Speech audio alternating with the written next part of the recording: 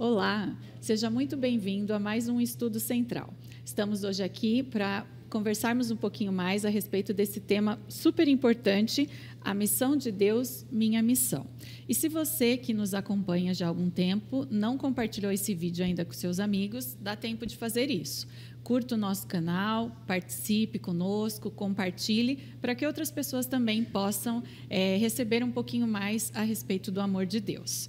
E antes de começarmos de apresentar os participantes que estarão aqui conosco hoje, eu gostaria de mandar um abraço para algumas pessoas que nos acompanham, que estão sempre mandando, colocando comentários no nosso canal. A Kátia Sodré, a Cláudia Santos, a Nilda Francelino de Souza, que nos acompanha de Monte Santo, na Bahia, o Aquila Lima, que nos acompanha de Manaus, e a Maria Feitosa, que nos assiste lá de Ibiúna. Muito obrigada pela companhia de vocês, que vocês possam estar também aproveitando este vídeo, compartilhando com os amigos e curtindo também o nosso canal. E hoje, para estudarmos um pouquinho mais a respeito da missão que Deus confiou a cada um de nós, nós estamos aqui com dois convidados. Tenho aqui ao meu lado o pastor João Ricardo Alama. Ele é pastor do distrito de Araçoiaba da Serra. Seja muito bem-vindo, pastor. Obrigado de coração por esta oportunidade de estarmos participando de um tema assim tão significativo, né? Que é o mais importante, que é esta sagrada missão que Deus nos chamou a participar. Amém.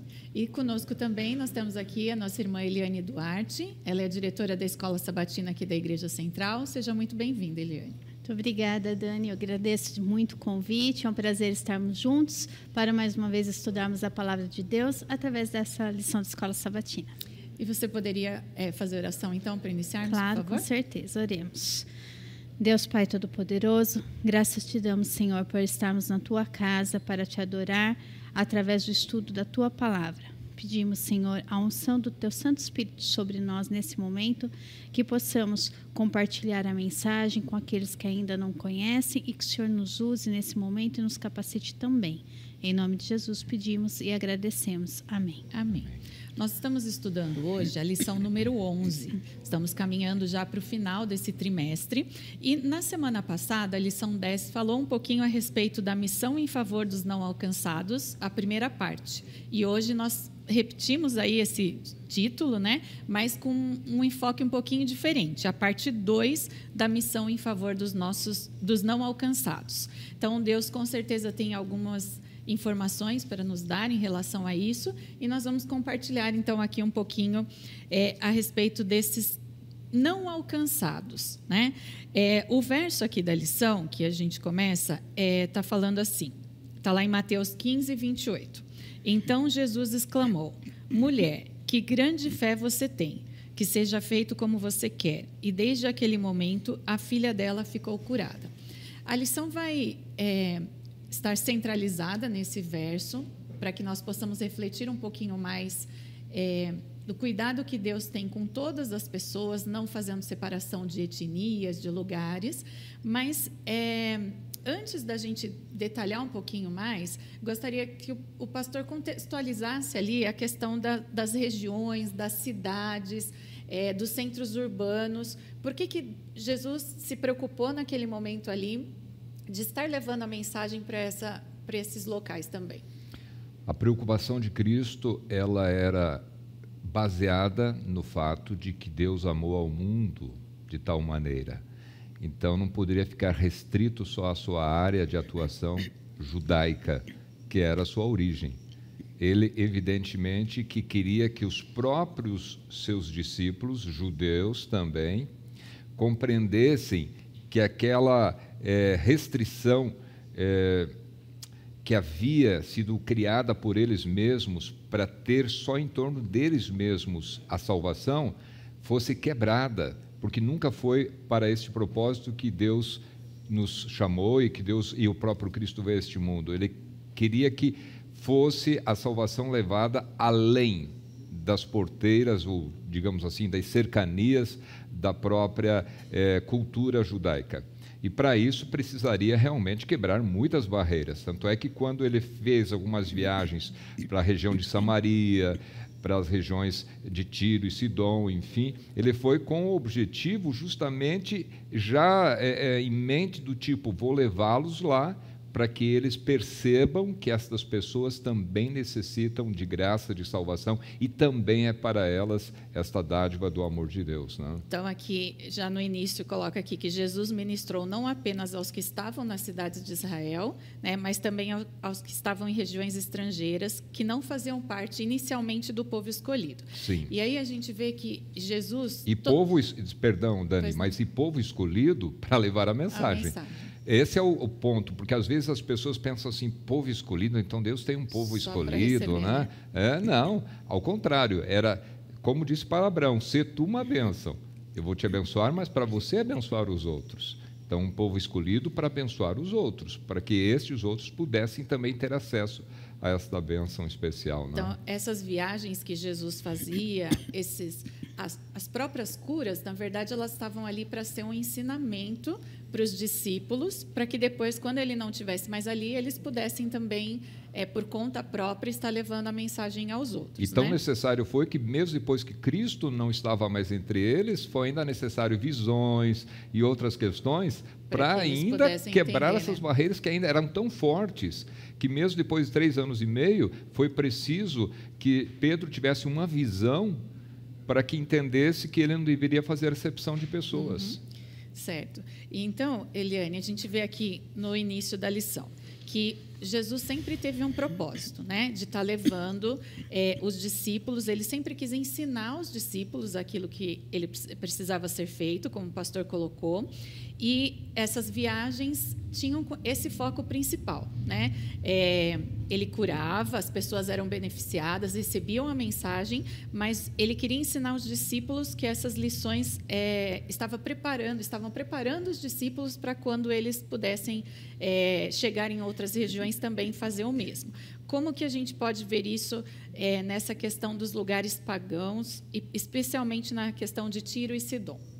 Então, a gente vê aqui na lição, né? Primeira coisa que eu queria só comentar, que esse chamado para aquela época dos discípulos é um chamado que se estende até hoje para nós, né? Sim. Aqui na lição, na introdução, já tem até um estudo falando de 2018, não é tão recente assim, né? Que 55% da população do planeta vive nas regiões urbanas, né? Vivia até 2018. Para 2050, essa porcentagem vai subir em torno de 68%.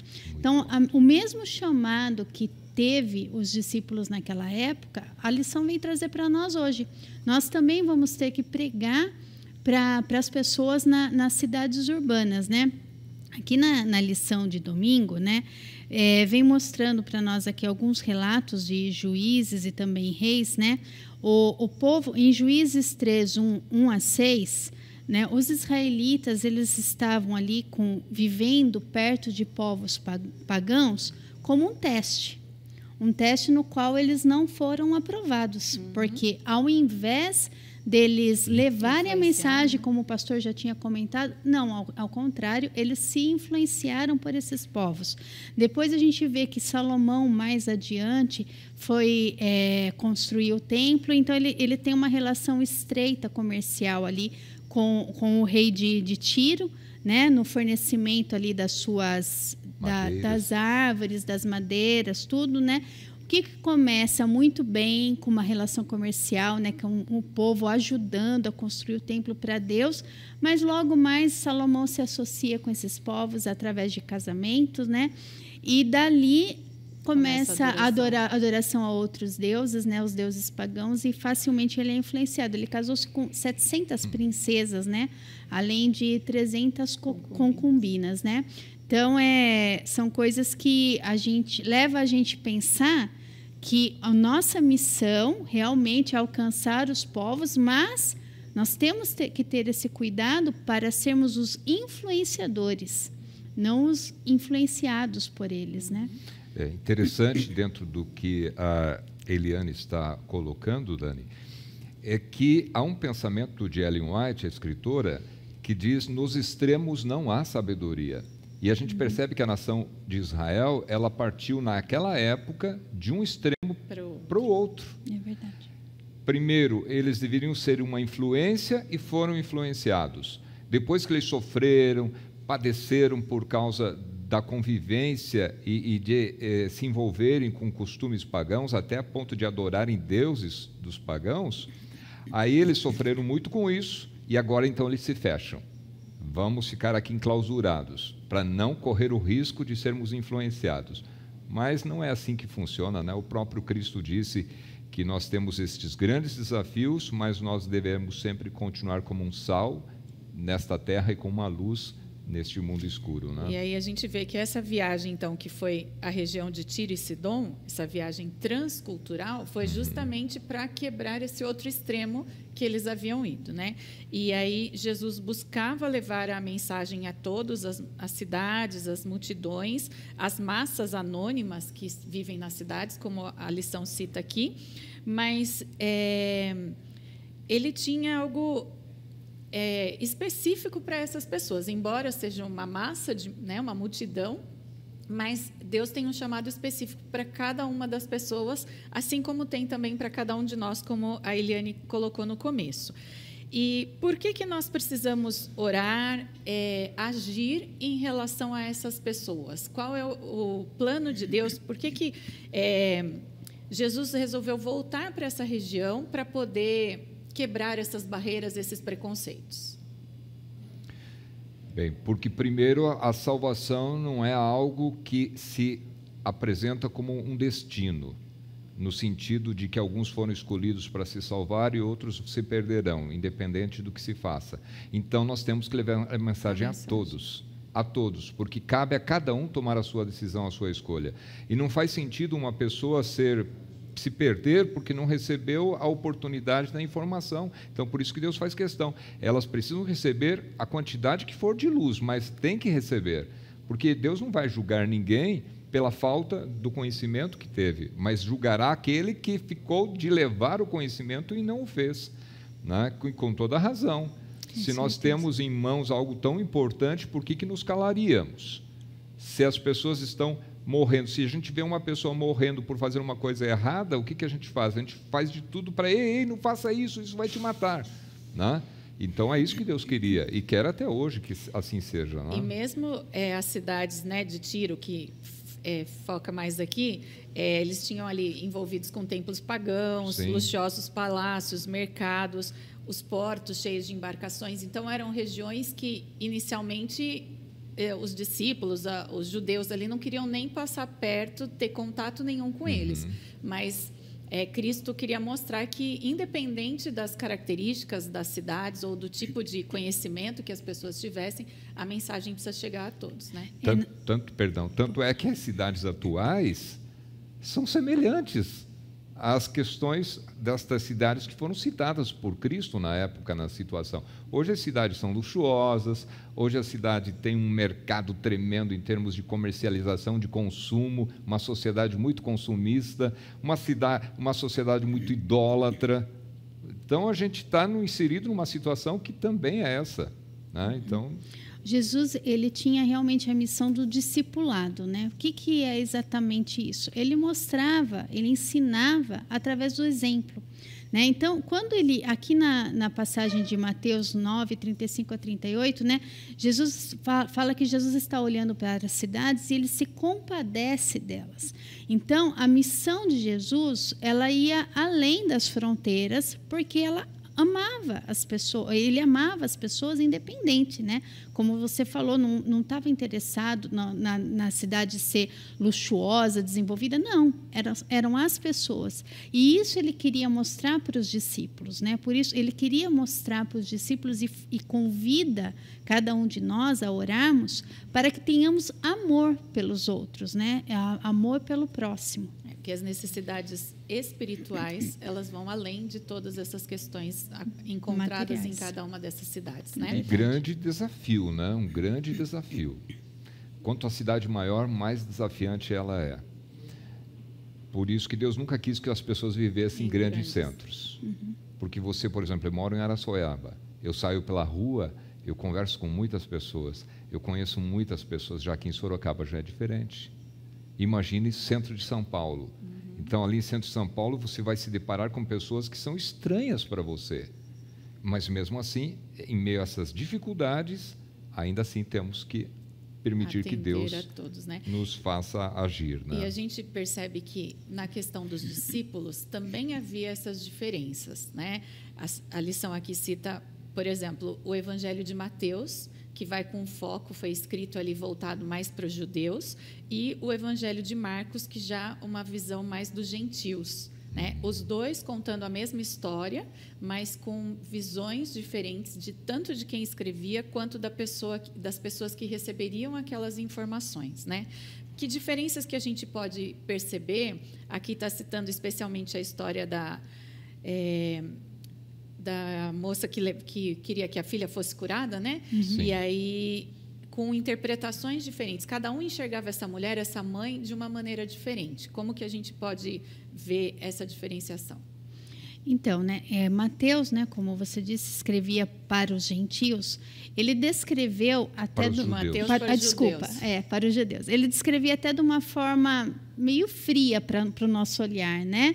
Então, contando ali daquela mãe, né, que foi suplicar o milagre de Deus para a filha dela, né, e falando sobre que a pessoa se contentaria com as migalhas que caísse da mesa, né? Então, assim, de uma forma meio fria a gente olhar.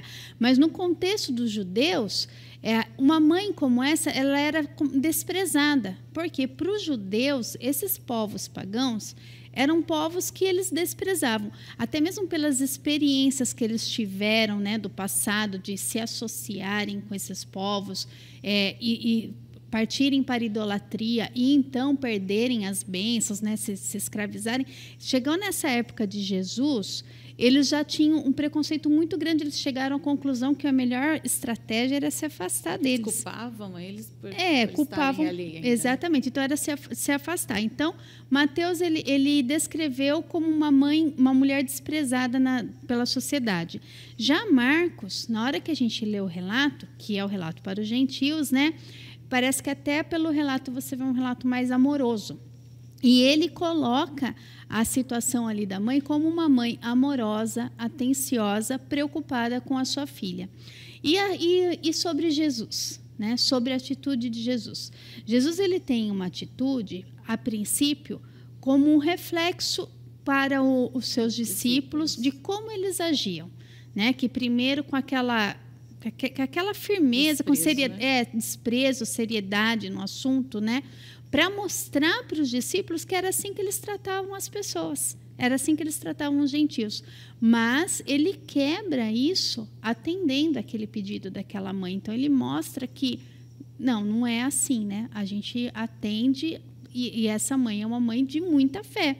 Né? E pela fé dela, a menina dela é curada. Né? Então, ele não atendeu imediatamente o pedido da mãe, justamente para mostrar ali aos discípulos, mais uma vez, a situação de como eles estavam agindo. Né? Exatamente.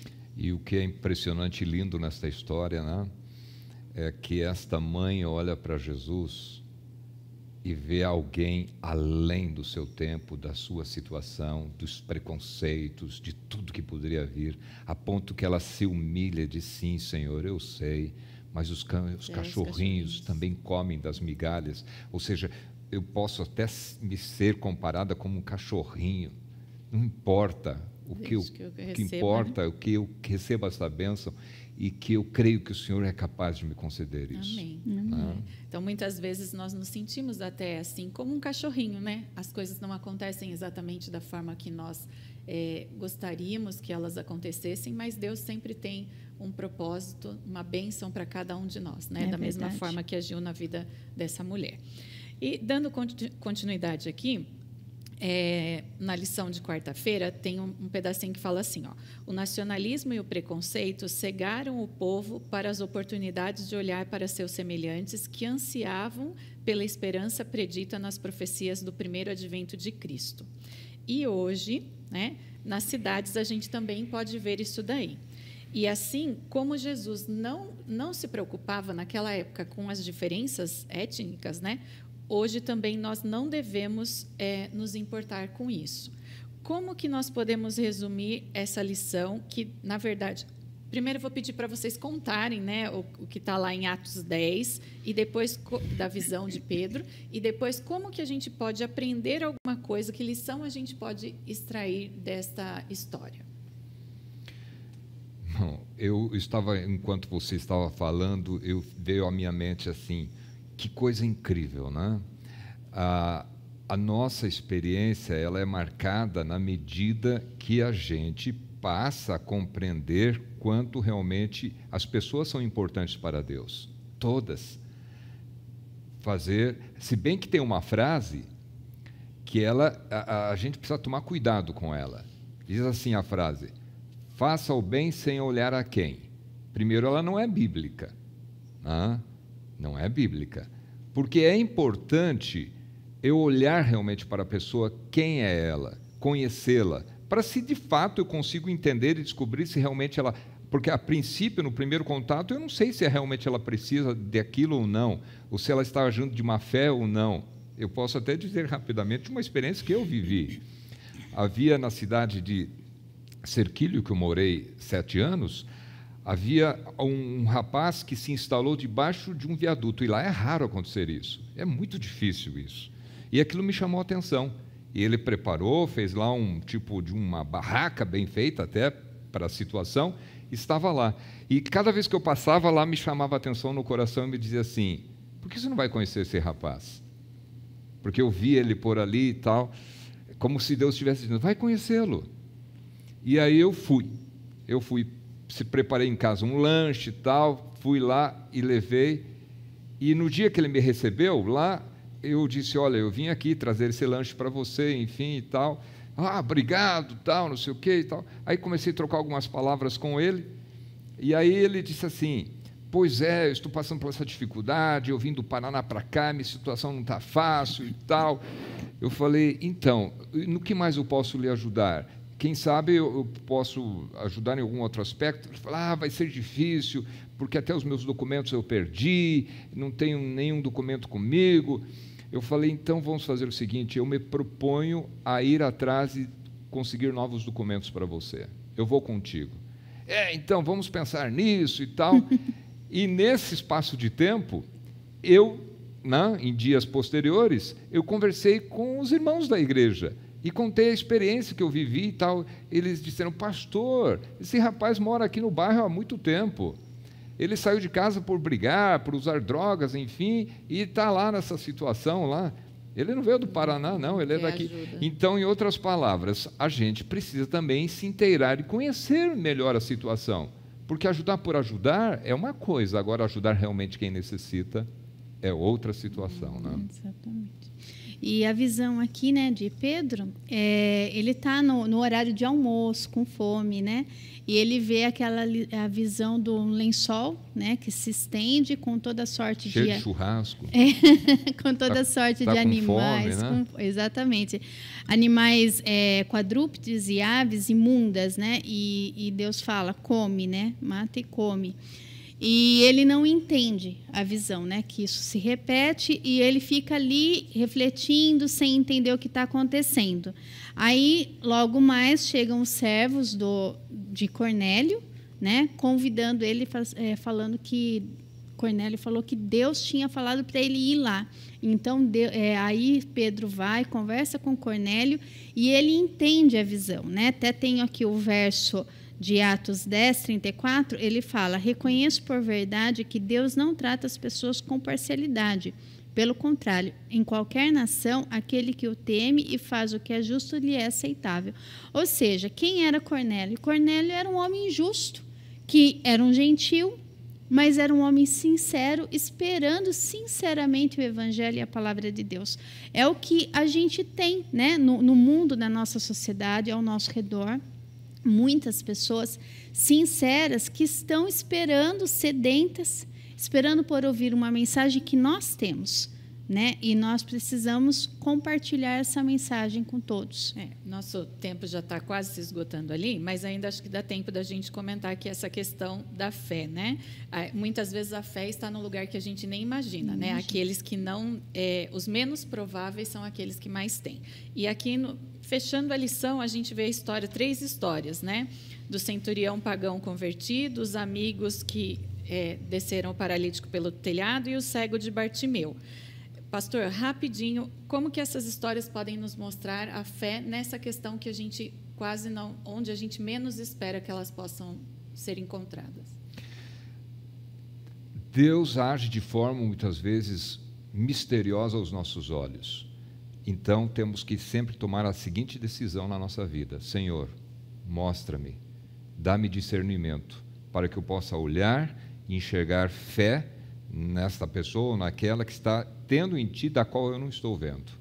E assim temos que suplicar a Deus cada dia, porque só pela misericórdia dele termos esse discernimento tão fundamental e saber que realmente há muita fé em muitas pessoas que a gente às vezes se limita a isso, né? Nosso pedido diário, a nossa entrega diária também a Deus, para que a gente possa ter essa visão, né? Sim. E às vezes procurar até entender, Senhor, quero ter essa fé também. Porque às vezes a pessoa, como disse Jesus, teve mais fé o povo lá fora do que os próprios aqui de casa. Né? Exatamente. Liane, algumas palavrinhas para a gente encerrar? Bom, assim como foi naquele episódio, quando Deus foi para escolher Davi para ser ungido, né? Deus, ele não vê, ele falou para Samuel que ele não enxerga o homem como o homem se vê, mas enxerga o coração. Nós não temos também a capacidade de enxergar o coração das pessoas. Nós julgamos pelas aparências.